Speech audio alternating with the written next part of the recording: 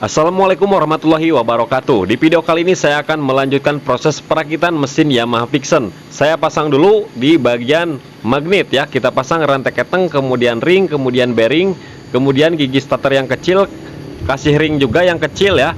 Nah, kemudian pasang bagian magnet dan gigi starter yang besar. Kenapa saya pasang dulu di bagian magnet, nggak dipasang bagian blok piston dulu? Karena saya mau mengecek jalur oli. Karena ini masalahnya, kendalanya itu jalur olinya tersumbat di bagian stang piston ya, dan di bagian yang menuju head. Jadi saya cek dulu. Kemudian tinggal kita pasang ring, kemudian mur, kemudian kita kencangkan menggunakan kunci 17 secukupnya saja. Kemudian pasang packing ya. Nah, perhatikan ada dua buah Boss center, atas dan bawah. Nah, seperti di video. Kemudian kita pasang bagian bak magnetnya. Kemudian tinggal kita pasangkan baut-bautnya. Dan diperhatikan bautnya ada yang sedang, ada yang panjang, ada yang pendek. Nah, setelah kita kencangkan, kita pasang filter oli, kemudian per dan tutup olinya. Langsung saja kita kencangkan menggunakan kunci 19, kita masukkan olinya langsung ya. Nah, kemudian kita pasang dulu bautnya ya. Supaya apa? Karena kita mau tes ya jalur olinya yang ke stang piston dan ke bagian head. Kemudian kita kasih karet ya. Kasih karet. Usahakan karetnya yang besar, yang seperti ini. Jangan pakai karet yang kecil ya. Jangan pakai karet gelang. Harus pakai karet o-ring seperti ini supaya lebih kuat dan tidak putus. Kalau putus nanti crankcase bisa jebol ketika kita putar menggunakan impact. Nah, kalau pakai o-ring seperti ini kuat. Nah, bisa kita lihat sendiri jalur yang menuju ke bagian head udah lancar ya teman-teman. Nah, udah lancar tuh, bisa kita lihat sendiri. Kemudian kita tes jalur oli yang menuju ke bagian stang piston. Caranya seperti apa? Tinggal kita tutup aja di bagian yang menuju ke headnya. Nah, kemudian sediakan tangan seperti ini ke depan ya. Nah, ini menciprat ke bagian blok piston ataupun dinding piston ataupun ke piston. Nah, udah oke ya, tinggal kita lepaskan lagi semuanya. Kemudian pasang dua buah Boss center. Kemudian packing kertasnya kita pasangkan juga. Nah, setelah itu tinggal kita pasang bagian blok piston yang baru. Nah, ini untuk blok pistonnya kita menggunakan yang original. Untuk harganya kisaran 600.000. Udah satu paket ya. Udah satu paket seperti ini. Nah, kalau yang original dia bloknya di asil. Ada juga yang KW ya. Yang KW itu bungkus Yamaha, tapi dalamannya beda. Tapi kalau yang KW itu dalamannya itu blok cleaner. Sedangkan yang original bloknya di asil dan pistonnya piston forging, bukan piston casting. Nah, ini forging ya. Lebih kokoh, lebih ringan. Kemudian tinggal kita pasang pelumasan stang piston, kita langsung pasangkan, dan ring piston udah saya pasang duluan. Cara pemasangannya menyilang saja, jangan sampai disejajarkan. Kemudian tinggal kita pasang penguncinya. Jangan lupa kasih plastik seperti ini ya, supaya proses pemasangan spinya itu kalau misalkan jatuh ataupun loncat tidak ke dalam mesin, jadinya tidak repot. Nah, supaya lebih safety saja. Pemasangan ring pistonnya udah banyak ya saya contohkan, jadi mungkin teman-teman sudah pada paham semuanya. Tinggal kita kasih pelumasan. Nah, kemudian kita pasang bloknya ya, seperti ini. Dan dipastikan ring pistonnya tidak berubah bentuk juga ya, tidak berubah posisi. Nah, kita masukkan dulu bagian ujungnya ataupun celahnya. Kemudian setelah masuk, kita tekan bagian punggungnya. Nah, kita dorong seperti ini. Jangan dulu dirapatkan, kita angkat dulu rantai ketengnya seperti ini ya. Nah, kita masukkan, kita angkat dan tahan. Kemudian tinggal kita dorong saja ke bawah. Dan hati-hati bosnya, jangan sampai tertekan nantinya loncat gitu ya. Nah, udah pas seperti ini, sampai pas ya. Kemudian tinggal kita putar saja. Putar-putar kurang lebih 3-4 kali, dipastikan lancar. Kemudian kita ke posisi TMA ya, titik mati atas. Setelah itu kita pasang bagian tensioner ya. Paskan ya.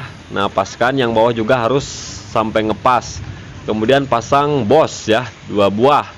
Nah, seperti ini sangat penting sekali. Kemudian sisa olinya kita lap. Kemudian packingnya kita pasang. Packingnya gunakan yang seperti ini ya, yang ada catnya, supaya tidak tidak memakai lem. Kemudian pasang baut tanamnya yang depan dulu 2 biji, ada ring tembaga 2. Nah, seperti ini proses pemasangannya ya. Jadi kita todong. Kalau misalkan langsung dimasukkan seperti ini, nanti saat memasukkan bautnya itu tidak bisa memasukkan bautnya. Jadi harus dipasang duluan seperti ini. Sambil kita tahan ya. Kita paskan seperti ini dan diperhatikan ketengnya harus sampai diangkat ya. Nah, kebetulan ini saya 2 orang ya, jadinya lebih mudah. Jadi saya tinggal mengepaskan saja di bagian sini. Nah, tinggal kita setelah pas, tinggal kita dorong saja ke bagian bawah. Nah, ini udah selesai, udah pas. Tinggal kita turunkan bautnya. Kemudian untuk baut yang belakang mudah, tinggal kita masukkan dari sini juga bisa. Jadi nggak perlu buka tangki. Saya nggak buka tangki di sini ya. Nah, tinggal kita pas-paskan saja dan berhati-hati saat proses pengerjaannya. Ringnya jangan sampai jatuh ke bukan posisinya. Pokoknya harus diperhatikan ringnya ya.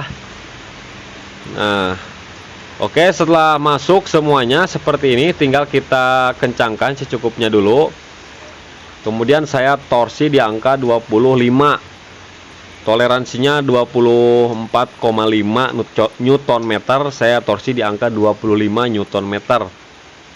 Kita kencangkan secara silang dan merata. Kemudian baut L yang di bagian pinggir yang panjang kita pasangkan juga, kita kencangkan. Kita kencangkan secukupnya saja. Kalau pakai kunci torsi 15 Nm.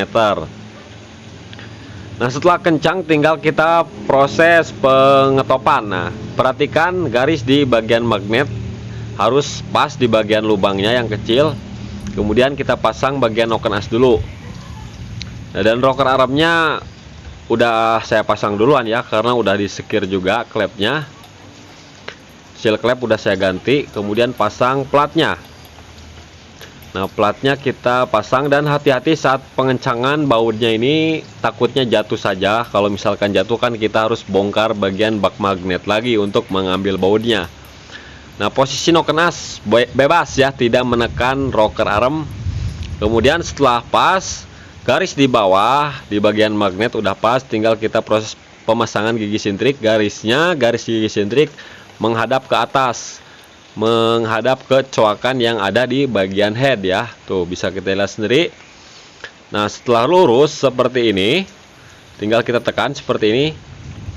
Nah, kemudian tinggal kita pasang bautnya ya. Kita pasang dulu bautnya, jangan dulu dikencangkan. Kita pasang tensioner, kita gunakan obeng min supaya mengunci seperti ini ya. Kita kencangkan ke sebelah kanan. Setelah mengunci, tinggal kita pasangkan ke bagian blok pistonnya. Kemudian bracket kabel kopling kita pasangkan, kemudian kita kencangkan bautnya menggunakan kunci 8 ring. Tinggal kita putar ke kiri sampai menekan otomatis untuk penekan rantai ketengnya. Nah, dan rantai ketengnya pun udah kencang. Setelah kencang baru kita kencangkan. Kalau misalkan pakai kunci torsi 27 Nm untuk pengencangan baut 12. Kemudian tinggal kita putar-putar seperti ini. Setelah itu tinggal kita proses penyetelan celah klep. Nah, kemudian tinggal kita pasangkan lagi. Dan untuk proses penyetelan celah klep udah saya sering bahas ya. Caranya sama saja, yang in saya setel 0,08, sedangkan yang X saya setel 0,12. Kemudian di bagian ini kita kasih lem sedikit aja supaya nggak terjadi kebocoran air radiator. Kita pasang water pump. Si bautnya harus pas dengan coakan rotor ataupun rotor kipas. Setelah pas tinggal kita pasangkan dulu. Nah, untuk pemasangan baut mesin yang di bagian head yang di atas itu boleh sebelum pemasangan water pump. Tapi sesudah pemasangan water pump juga bisa. Kemudian tinggal kita pasang bagian kopnya. Perhatikan baut yang tengah di bagian kop itu ada ring tembaganya. Kalau misalkan nggak dipasang ring tembaga nanti ada bocor oli. Jadi harus diperhatikan. Kemudian karetnya kita pasangkan ke bagian radiatornya seperti ini. Soket kipas radiator, kemudian soket O2-nya tinggal kita hubungkan ataupun sambungkan. Kita pasang bagian radiatornya seperti ini. Nah, kita posisikan ke posisi semula. tinggal kita kencangkan klemannya menggunakan obeng plus. Setelah itu, setelah kencang semua, nah saya di sini baru pasang baut headnya. Bisa meskipun setelah terpasang bagian water pump. Oke, semua udah kencang. Soket ECT udah saya pasang, kemudian selang radiator sebelah kanan udah saya pasang, kop busi udah saya masukkan. Tinggal kita masukkan air radiator. Kemudian untuk baut pembuangan air radiator yang di blok piston udah saya pasangkan juga, yang ada ring tembaganya ya. Kemudian setelah dites hidupkan seperti ini, tinggal kita cek jalur olinya ya, yang naik ke bagian head. Harus dicek, kalau misalkan tidak naik berarti itu ada masalah di jalur pompa oli ataupun pompa olinya udah rusak. Nah, kita diamkan kurang lebih 3 menit sampai airnya terasa hangat dan berputar. Ketika kita belayar tidak ada semburan apapun, berarti ditandakan kondisi sistem pendingin tidak ada yang bermasalah ya teman-teman. Nah, jadi seperti itulah untuk proses perakitannya. Mudah-mudahan video ini bermanfaat.